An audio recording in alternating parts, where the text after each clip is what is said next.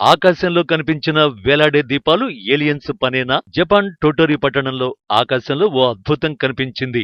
ఆకాశంలో పొడవుగా వేలాడుతున్న కాంతి రేఖలు చూసి ప్రజలు నివ్వెరపోయారు. ఈ దృశ్యం ఈ నెల 11న కనిపించింది. తాము మొత్తంగా 9 కాంతి స్తంభాలు చూశామని నెటిజన్లు సోషల్ మీడియాలో పోస్టులు పెట్టారు. ఈ పోస్టులు సోషల్ మీడియాలో వైరల్ గా మారాయి. తొలుత టోటోరిలో, ఆ తర్వాత డైసన్ తీర ప్రాంతంలో కూడా ఇదే తరహాలో ఆకాశంలో 9 కాంతి స్తంభాలు కనిపించాయి.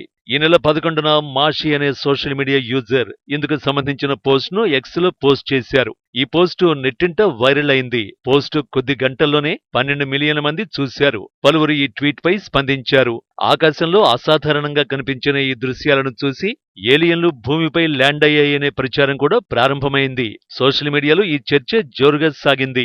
ఈ కాంతి వెనుక అసలు విషయం తెలిస్తే ఆశ్చర్యం కలగక మానదు. జపాన్లోని మత్స్యకారులు సాధారణంగా చేపలను ఉపరితలానికి ఆకర్షించడానికి ఇసరిబి కొత్సు అనే లైట్లను పడవలలో ఉపయోగిస్తారని, వాటి వల్లే ఆకాశంలో 9 కాంతి స్తంభాలు ఏర్పడినట్లుగా సనీ స్కైజ్ అనే పత్రిక కథనం తెలిపింది. రాత్రిపూట ఉష్ణోగ్రతలు తగినంతగా పడిపోయినప్పుడు ఓడలపైన వాతావరణంలో మంచు స్ఫటికాలు ఏర్పడతాయి.